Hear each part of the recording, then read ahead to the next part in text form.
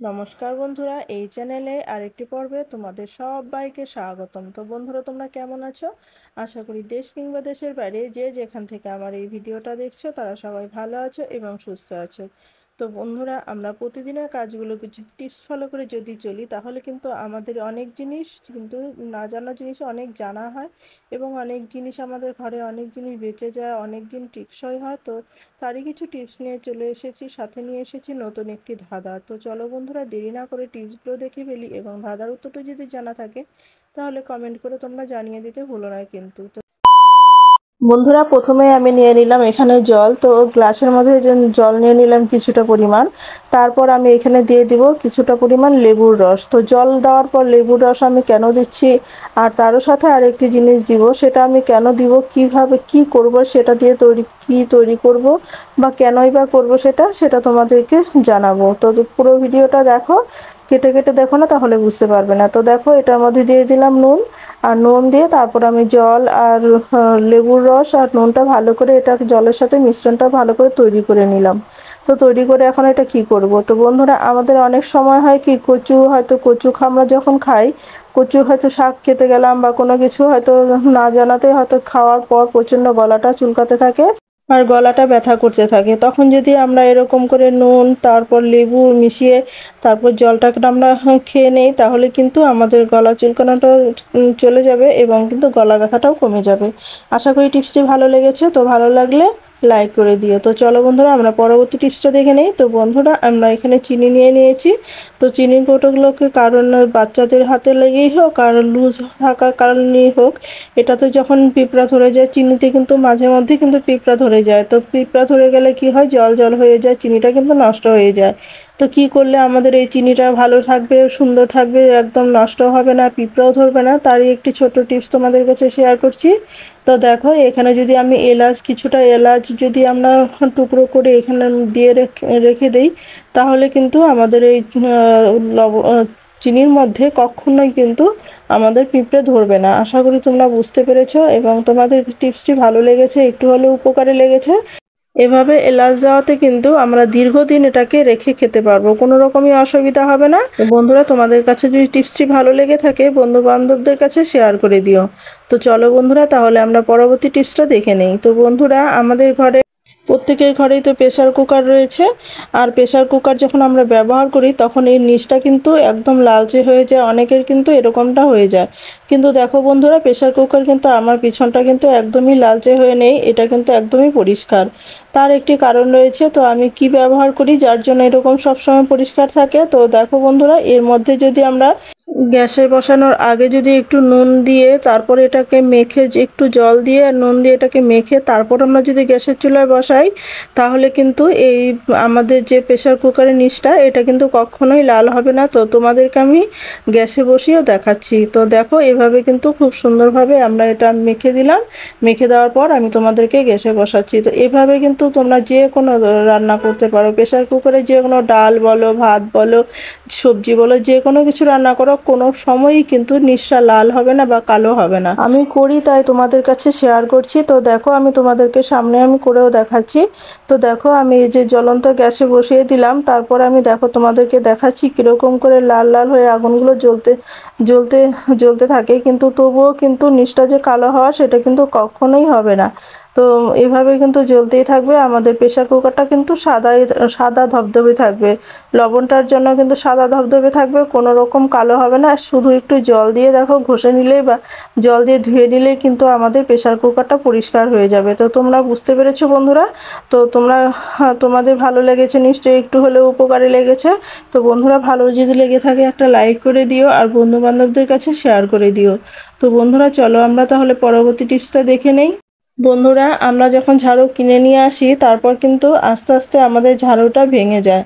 আর ভেঙে এই গোড়ার দিক থেকে ভাঙতে শুরু করে, আস্তে আস্তে ভাঙতে ভাঙতে ঝাড়ুটা ছোট হয়ে যায়, অনেকটা নষ্ট হয়ে যায়। আর ফলে কি হয়, বেশি দিন কিন্তু আমাদের ঝাড়ুটা টেকসই করে না। তো তোমাদেরকে আজকে আমি কিছু টিপস তোমাদেরকে শেয়ার করব, যেটা তোমরা ব্যবহার করলে ঝাড়ুটাকে সুন্দর রাখতে পারবে, সুন্দর পরিষ্কার পরিচ্ছন্ন রাখতে পারবে এবং ঝাড়ুটা অনেক দিন টেকসই করবে, বছরের পর বছর তোমরা ঝাড়ুটাকে টিকিয়ে রাখতে পারবে। তো সেটার জন্য কি করতে হবে, তো এটার জন্য প্রথমে যেটা করতে হবে বন্ধুরা, সেলো টেপ নিয়ে নিতে হবে। এরকম যে সেলো টেপগুলো হয় না, সেলো টেপগুলো যদি এরকম করে লাগিয়ে দাও, ঝাড়ুটা কিনে নিয়ে আসার পরে যদি তোমরা এইভাবে ঝাড়ুটার গায়ে এইভাবে সেলো টেপ লাগিয়ে দাও, তাহলে কিন্তু আমাদের ঝাড়ুটা যে এখান থেকে ভাঙা শুরু হয়, তো এখান থেকে কিন্তু একদমই আর ভেঙে যাবে না। ঝাড়ুটা কিন্তু তোমরা দীর্ঘদিন ঠিক রাখতে পারবে আর অনেক দিন টেকসইও করবে। তো তোমাদের কাছে আরও আমি টিপস শেয়ার করব, তোমরা কেটে কেটে দেখো না, তাহলে কিন্তু বুঝতে পারবে না। তো দেখো এইভাবে কিন্তু আমরা ঝাড়ুটা অনেক দিন টেকসই করতে পারবো, ঝাড়ুটাকে ভালোও রাখতে পারবো, ভেঙেও যাবে না আর অনেক দিন টেকসইও হবে। তো তোমরা বুঝতে পেরেছো নিশ্চয়ই বন্ধুরা। তো চলো তাহলে আমরা পরবর্তী যে টিপসটা রয়েছে সেটা আমরা দেখে নিই। তো বন্ধুরা, এর মধ্যে কি করতে হবে, ঝাড়ুর মধ্যে আমি কিছু সেলো টেপ লাগিয়ে দেবো। তো সেলো টেপ কেন লাগাবো আর কী জন্য লাগাবো, লাগালে কি হবে, তো দেখো তোমরা দেখতে থাকো তাহলেই বুঝতে পারবে। তো দেখো সেলো টেপগুলো আমি সম্পূর্ণ ঝাড়ুতে কিছু কিছু করে এখানে সেখানে করে লাগিয়ে দিচ্ছি, অল্প অল্প করে কেটে কেটে লাগাচ্ছি। এটা ঝাড়ু সেলো টেপ লাগালে কিন্তু আমাদের অনেক কাজ কিন্তু পরিষ্কার পরিচ্ছন্ন হয়ে যাবে, অনেক কাজ কিন্তু এগিয়েও যাবে। তো দেখো আমরা কিভাবে কাজ চটপট করে সেরে নিব। তো দেখো তোমরা দেখতে থাকো। তো বন্ধুরা চলো এই সেলো টেপ লাগিয়ে আমরা ঝাড়ুটার মধ্যে কি করব, তো চলো দেখে নিই। তো দেখো এই যে সেলো টেপটা কিছুটা পরিমাণ তো লাগানো হয়ে গেল, তারপর সেলো টেপের মাথাটা একটু ভাঁজ করে রেখে দিলাম। তো রেখে দেওয়ার পর এই যে এখন আমরা ঝাড়ুটা নিয়ে আমাদের যে শোকেজের নিচগুলো হয়, শোকেজের নিচগুলো কিন্তু আমরা ঝাড়ি, কিন্তু কোনায় কোনায় কিন্তু আনাচে কানাচেগুলো কিন্তু ঝাড়ু দিয়ে ঝাড়লেও কিন্তু সেটার মধ্যে কিন্তু নোংরা থেকে যায়, মাকড়সার জাল এখানে আনাচে কানাচে কিন্তু আটকে থাকে। তো কি এরকম করে সেলো টেপগুলো লাগিয়ে দেওয়ার ফলে কি হবে, যখন মাকড়সার জালগুলো এটার মধ্যে লেগে যাবে তখন কিন্তু মাকড়সার জাল চলে আসবে। তো দেখতেই পাচ্ছ কীরকমভাবে মাকড়সার জালগুলো চলে আসছে, ভিতরে শোকেজের নিচে যে মাকড়সার জালগুলো রয়েছে সেটা কিন্তু বেরিয়ে আসছে। আর যে এখানে ভিতরে যে চুল সুতো যেটাই পড়ে রয়েছে না কেন সেটা কিন্তু বেরিয়ে আসছে আমাদের এই সেলো টেপের জন্য।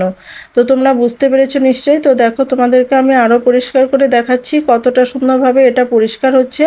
এভাবে কিন্তু আমরা শোকেজের নিচগুলো খুব সুন্দরভাবে, শোকেজ বলো আলমারি বলো, যেগুলো চিপিতে আমাদের হাত ঢোকে না বা আমরা হাত দিয়ে পরিষ্কার করতে পারি না, তো সেই জায়গাগুলোতে কিন্তু আমরা এইভাবে খুব সহজেই কিন্তু এইভাবে পরিষ্কার করে নিতে পারি। তো দেখো এইভাবে প্লাস্টিক রয়েছিল, সেই প্লাস্টিকও চলে এলো। আবার এদিকে দেখো চুলগুলো কিন্তু এটার মধ্যে চলে এসেছে। আমাদের মাথা যখন আমরা যতই সাবধানে আঁচড়াই না কেন, আমাদের কিন্তু মাথা থেকে, মেয়েদের কিন্তু মাথা থেকে চুল পড়বেই। আর সেই চুল পড়ে কিন্তু হাওয়াতে, কিন্তু ফ্যানের হাওয়াতে কিন্তু খাটের নিচে চলে যায়, শোকেজের নিচে, আলমারির নিচে চলে যায়, তখন কিন্তু এগুলো ঝাড়ু নিতে চট করে ঝাড়ুতে আসে না।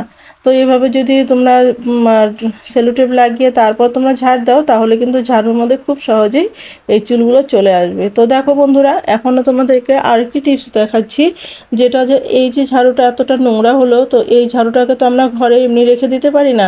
আর এই বৃষ্টির দিনে এটাকে আমরা কি করে পরিষ্কার করব, আর ঝাড়ুটাকে তো এভাবে আমরা রেখে দিতে পারি না। তো এটাকে তো এখন পরিষ্কার করতে হবে। তো এর জন্য কি করতে হবে, এর জন্য নিয়ে নিলাম একটু পাউডার। তো বন্ধুরা, এখানে তোমরা এক্সপায়ার হওয়া পাউডারও কিন্তু নিতে পারো, আবার এখানে চাইলে তোমরা ভালো পাউডারও নিতে পারো। তো দেখো বন্ধুরা, তারপর নিয়ে নিলাম একটু খাবার সোডা, ও তো বেকিং পাউডার নিয়ে নিলাম। আর বেকিং পাউডার নিয়ে নেওয়ার পর এটার মধ্যে কিন্তু আরেকটি জিনিস আমি মিশ্রণ তৈরি করব। সেটা কি বলো তো বন্ধুরা, এটার মধ্যে দিয়ে দিব কিছুটা পরিমাণ নুন। তো বন্ধুরা, তোমরা ভাবতে পারো যে নুন কেন দিচ্ছি, তো তোমরা বন্ধুরা একটু চিন্তা করো তো, নুনের মধ্যে কখনো পিঁপড়া ধরেছে দেখেছো কোনো সময়? তো বৃষ্টির দিনে কিন্তু আমাদের পিঁপড়া কিন্তু যেখানে সেখানে বাসা তৈরি করে ফেলে। তো ঝাড়ুটা রেখে দিলে ঝাড়ুটার মধ্যে হয়তো পিঁপড়া গিয়ে বাসা তৈরি করে নিল। তো নুন দিয়ে যদি এভাবে নুন পাউডার, তারপর হচ্ছে খাবার সোডা বা বেকিং পাউডার, এগুলো দিয়ে যদি তোমরা ঝাড়ুটাকে পরিষ্কার করে নাও, তাহলে কিন্তু আমাদের ঝাড়ুটা যে রয়েছে সেটা কিন্তু বাজে দুর্গন্ধও হবে না, এবং নুন দেওয়ার ফলে কিন্তু এখানে পিঁপড়ে বাসাও তৈরি করতে পারবে না। আর জিনিসটা কিন্তু আমাদের খুব সুন্দর, বৃষ্টির মধ্যে কিন্তু আমাদের ভেজানো ছাড়াই কিন্তু খুব সুন্দরভাবে এটা পরিষ্কার হয়ে গেল। তো তোমরা বুঝতে পেরেছো নিশ্চয়ই বন্ধুরা নুনটা কেন দিয়েছি। তো তোমরা আশা করি তোমাদের কাছে টিপসটি একটু হলেও ভালো লেগেছে। তো বন্ধুরা, ভালো যদি লেগে থাকে তাহলে লাইক কমেন্ট শেয়ার করে দিও। আর এই ভিডিওতে যদি কেউ নতুন হয়ে থাকো তাহলে সাবস্ক্রাইব করে আমার পাশে থেকো এরকম নিত্য নতুন ভিডিও পাওয়ার জন্য। তো বন্ধুরা চলো তাহলে এটি পরিষ্কার করতে করতে আজকে যে ধাঁধাটি রয়েছে সেটা আমরা দেখে নিই। তো বন্ধুরা আজকের ধাঁধা হলো কার চোখ থাকে কিন্তু সেই চোখের পাতা থাকে না। বন্ধুরা তোমাদের যদি ধাঁধার উত্তরটি জানা থাকে তাহলে কমেন্ট করে তাড়াতাড়ি জানিয়ে দাও। আর বন্ধুরা দেখো আমি কতটা সুন্দরভাবে পরিষ্কার করে নিলাম। এইগুলোর মধ্যে যা চুল ছিল, মাকড়সার জাল ছিল, সেলোটিপ ছিল, সব কিন্তু পরিষ্কার হয়ে গেল। ফাঁকা একটি চিরুনি দিয়ে আমি খুব সুন্দরভাবে এটাকে আঁচড়ে নিচ্ছি। আর এভাবে করলে কিন্তু আমাদের ঝাড়ু কিন্তু দীর্ঘদিন কিন্তু ভালো থাকবে।